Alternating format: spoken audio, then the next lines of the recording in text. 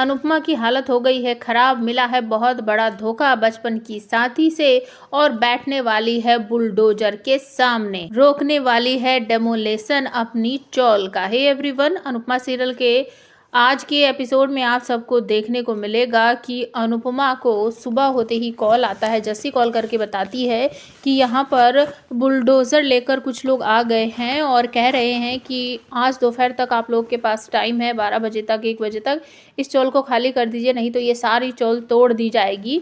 और Anupama video call पर कहती है कि ऐसा तो कुछ भी नहीं, कैसे हो सकता है। तो जस्सी एक पेपर दिखाती है जिस पर अनुपमा के साइन वगैरह हुए रहते हैं। अनुपमा उसे देखकर बहुत ही बेचैन सी हो जाती है, कहती नहीं मैंने ऐसा कुछ भी नहीं किया, मैंने किसी पेपर पर साइन नहीं किए, मैंने कभी नहीं किया, लेकिन अगर किया भी होगा तो मुझसे शायद बड़ी गलती हो गई है, मुझे माफ़ करना, मैं अभी आती हूँ, मैं ऐसा कुछ भी नहीं होने दूंगी। और तुरंत ही वो नीचे गिर पड़ती है। बाबूजी और बाकी सब घर वाले जब अनुपमा को इस हालत में देखते हैं तो वो सब उठाने लगते हैं उसे और पूछते हैं क्या हुआ अनुपमा, क्या हो गया है। और तभी अचानक से तोशु और पाखी आते हैं कि इस घर में ना एक भी दिन चैन से नहीं जाता है, यहाँ की तो सुबह भी पनौती ही होती है। और सभी लोग उठाकर अनुपमा को बैठाते हैं और बाप पूछती क्या हुआ रे, क्या हुआ बता, तो ऐसी तेरी क्या हो गया, तू नीचे क्यों गिर गई थी। तो अनुपमा कहती मेरी चौल टूटने वाली है, वो लोग मेरी चौल को तोड़ने वाले हैं। बाई ये सुनकर बहुत बेचैन हो जाती है। अनुपमा फैसला करती है कि मैं अभी तुरंत ही मुंबई के लिए निकलूंगी, लेकिन एक तरफ से अनुपमा का हाथ बा पकड़ लेती है और एक तरफ से अंश कहता है आप यहाँ से नहीं जाओगे, बिल्कुल भी नहीं जाओगे, आपको प्रार्थना का ध्यान रखना है, आप प्रार्थना को छोड़कर ऐसे नहीं जा सकते, बा कहती है। और अनुपमा कहती है कि नहीं, मुझे अपनी चौल को बचाने जाना है। और यहाँ पर किंजल कहेगी कि ये सब क्या हो रहा है बा, आप ऐसा कैसे कर सकते हो, माँ का वो भी तो परिवार है और ये भी इन्हीं का परिवार है। लेकिन बा कहती है हम इसके सगे वाले परिवार है और वो परिवार जैसा है। अंश कहता है नहीं मम्मी आप बिल्कुल भी नहीं जा सकते, नुमा आप नहीं जा सकते, आपको प्रार्थना के पास रुकना ही है। किंजल बहुत समझाती है कि वो प्रेग्नेंट है, उसको ध्यान रखने के लिए इतने सारे लोग हैं, लेकिन अगर मम्मी वहाँ नहीं गई तो चौल टूट जाएगी।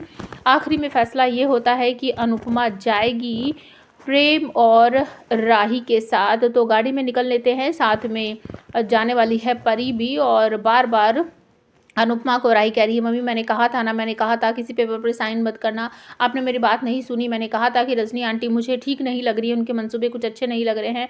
अनुपमा कहती तू शांत रहे ना, क्यों मेरा दिमाग खा रही है, मैं बोल रही हूँ ना, हो गई होगी गलती मुझसे, वहाँ चलने तो दे, देखने तो दे। और तभी आपको देखने को मिलेगा कि बुलडोज़र जो है वो बिल्कुल बस तोड़ने ही वाला होता है चौल को। तो चौल के सामने आकर खड़ी हो जाती है अनुपमा, दोनों बाहें फैलाकर रोको रोको रुको रुको, और वो बैठ जाती है बुलडोज़र के सामने कि अगर इस चौल को तोड़ोगे तो पहले मुझे तोड़ना पड़ेगा, मेरे ऊपर से जाएगी ये बुलडोज़र। और उसके बाद बीच में आ जाती है रजनी और साथ में वो भी होता है। पराग देखकर चौंक जाता है कि अनुपमा जी यहाँ कैसे, मतलब अनुपमा जी यहीं रहती हैं। और बात को घुमा फिरा कर सारा ब्लेम अनुपमा के ऊपर डालने वाली होती है। रजनी कहती है तूने ही तो कहा था कि इसको हम नए तरीके से बना कर दे देंगे, डेमोलेशन करेंगे, तभी तो ये नई बनेगी। रजनी को बहुत ज़ोर से चिल्लाते हुए डांटते हुए अनुपमा कहती है रजनी तेरा दिमाग खराब हो गया है, मैंने कभी भी ऐसा कुछ भी नहीं कहा था।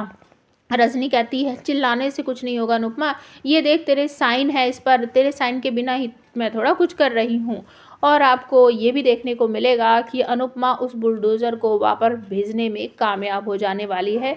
अपकमिंग एपिसोड में आपको ये भी देखने को मिलेगा कि पराग रजनी को डांटता हुआ आप सबको दिखाई देगा।